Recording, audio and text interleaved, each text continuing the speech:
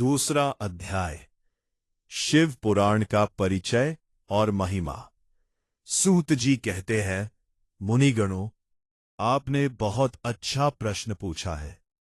यह प्रश्न मनुष्यों के हित करने वाला है।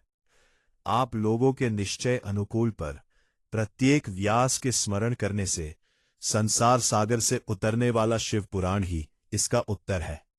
यह वेदों का सार स्वरूप है। यही परलोक में परमेश्वर को देने वाला है तथा दुख का नाश करने वाला है। इसमें भगवान शिव के उत्पन्न तथा लय का वर्णन है। धर्म, अर्थ और मोक्ष आदि पुरुषार्थों को देने वाला पुराण अपने प्रभाव की वृद्धि से वेद तथा विस्तार को प्राप्त हो रहा है। शिव पुराण के अवतरण से सभी पापों में विनाश और उद्धार होने वाला है। इसके उपदेश से ही निश्चय का उपदेश शांति को प्राप्त जाएगा। शिव पुराण को वेद तुल्य माना जाएगा।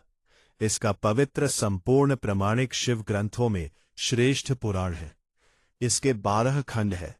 वे है विद्येश्वर संहिता, 2 रुद्र संहिता, 3 विनायक संहिता, 4 उमा संहिता, 5 मात्र संहिता, 6 एकादश रुद्र संहिता, 7 कैलाश संहिता, 8 शतरुद्र संहिता, 9 कोटिरुद्र संहिता, 10 वायु संहिता, 11 धर्म संहिता तथा 12 वायवीय संहिता।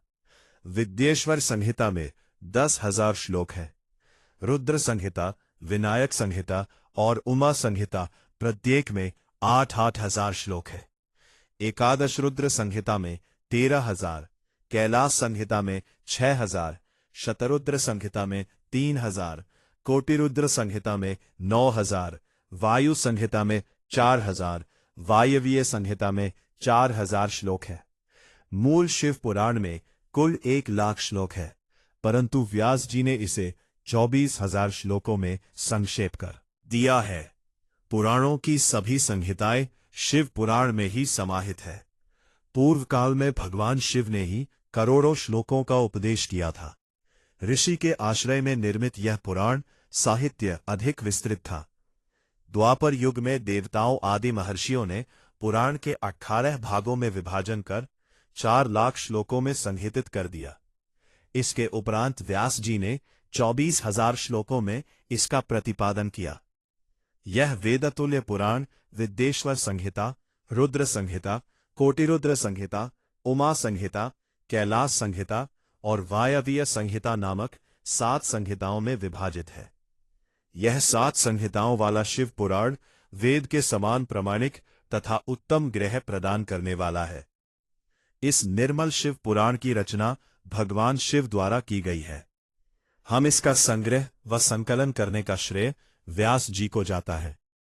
शिव पुराण सभी जीवों का कल्याण करने वाला, सभी पापों का नाश करने वाला है।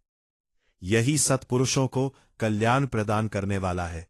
यह वेद तुल्य ग्रंथ है तथा इसमें वेद, मीमांसा तथा वेदांत का परम ज्ञान समाहित है।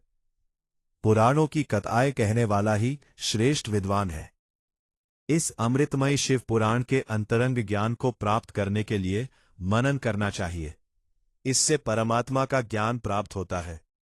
इस अमृतमयी शिव पुराण के अंतर से एक ज्ञानी पुरुष भगवान शिव के प्रिय होकर परम गति को प्राप्त करता है।